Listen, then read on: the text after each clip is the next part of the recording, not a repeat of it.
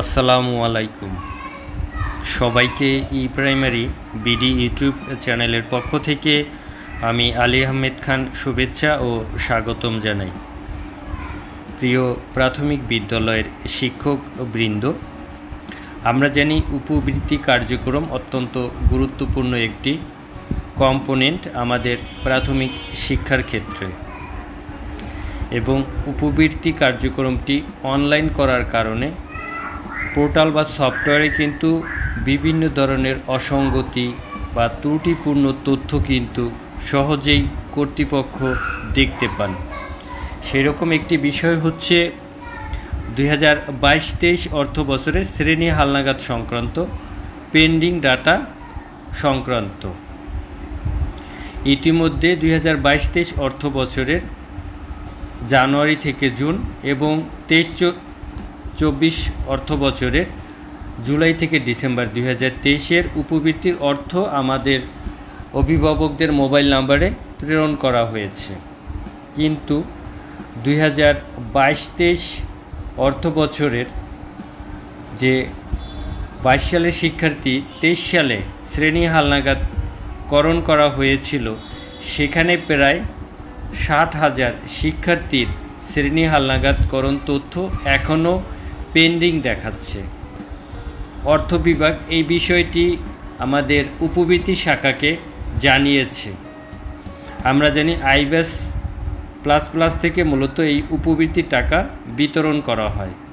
তো এখন তাদের শর্ত হচ্ছে এই যে 60,000 শিক্ষার্থী এখনও বিভিন্ন বিদ্যালয়ে পেন্ডিং দেখাচ্ছে, এটি নিষ্পত্তি করতে হবে।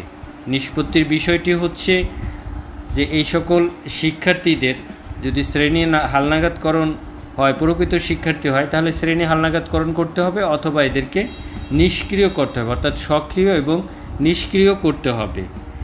এবং এই কাজটি করতে হবে 29/4/2024 থেকে 1/5/2024 পর্যন্ত। এবং আগে পোর্টালটি ওপেন থাকতো মূলত সকাল 8টা থেকে রাত 10টা পর্যন্ত। এখন কিন্তু পোর্টাল ওপেন থাকবে 24 ঘন্টা। এটা কিন্তু একটা ভালো দিক। এবং এটি হচ্ছে যে অপশনগুলো বা মডিউলগুলো বা মেনুগুলো চালু আছে প্রধান শিক্ষক, সহকারী উপজেলা শিক্ষা অফিসার এবং উপজেলা শিক্ষা অফিসারদের জন্য 1 নম্বরে শিক্ষার্থীর শ্রেণী হালনাগাদ অপশন এবং শ্রেণী হালনাগাদ ক্লাস্টারে জমাদান অপশন, এই দুইটি প্রধান শিক্ষকের যে উপবৃত্তি পোর্টাল ইউজার আইডি পাসওয়ার্ড আছে সেটিতে লগ ইন করলে এই অপশন দুইটি নতুনভাবে দেখতে পাবেন। আর একটি হচ্ছে সহকারী উপজেলা শিক্ষা অফিসারদের জন্য ক্লাস্টারে যাচাইকরণ, এই অপশনটি যুক্ত হয়েছে এবং উপজেলা শিক্ষা অফিসার শ্রেণী হালনাগাদ চূড়ান্তভাবে এইগুলো অনুমোদন করবেন। আর একটি বিষয় হচ্ছে শিক্ষার্থীদের স্ট্যাটাস আপডেট নিষ্ক্রিয় বা সক্রিয়করণ, এই অপশনটিও কিন্তু প্রধান শিক্ষকের যে উপবৃত্তির পোর্টালের যে ইউজার আইডি পাসওয়ার্ড আছে সেই পোর্টালে ঢুকলে প্রধান শিক্ষক এই অপশনটি দেখতে পাবেন। আর সহকারী উপজেলা শিক্ষা অফিসার অবস্থা হালনাগাদ ক্লাস্টারে যাচাইকরণ, অর্থাৎ শিক্ষার্থীর স্ট্যাটাস আপডেট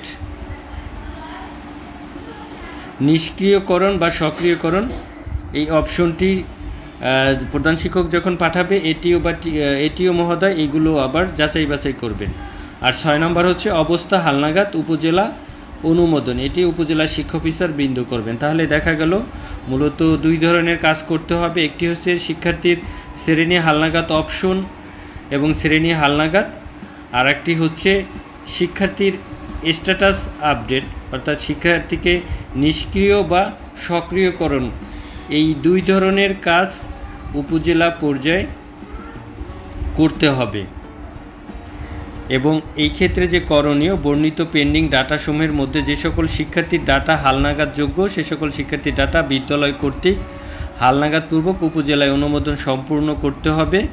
আর যে সকল শিক্ষার্থীর ডাটা হালনাগাদযোগ্য নয় সে সকল শিক্ষার্থীর ডাটা শিক্ষার্থীর স্ট্যাটাস আপডেট অপশন থেকে বিদ্যালয় কর্তৃক নিষ্ক্রিয় করতে হবে এবং ক্লাস্টারে যাচাই বাছাই উপজেলায় অনুমোদন করতে হবে।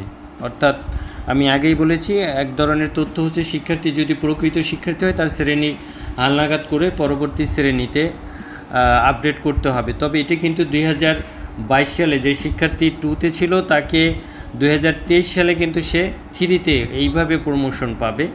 আর এই কার্যক্রমটি সম্পূর্ণ হওয়ার পরে কিন্তু 23 সালের শিক্ষার্থীদের আবার 24 সালের শ্রেণী হালনাগাদকরণের পরেই কিন্তু জানুয়ারি থেকে জুন 2024 অর্থাৎ 23-24-এর শেষ হাফের উপবৃত্তির টাকা কর্তৃপক্ষ বিতরণের ব্যবস্থা নেবেন।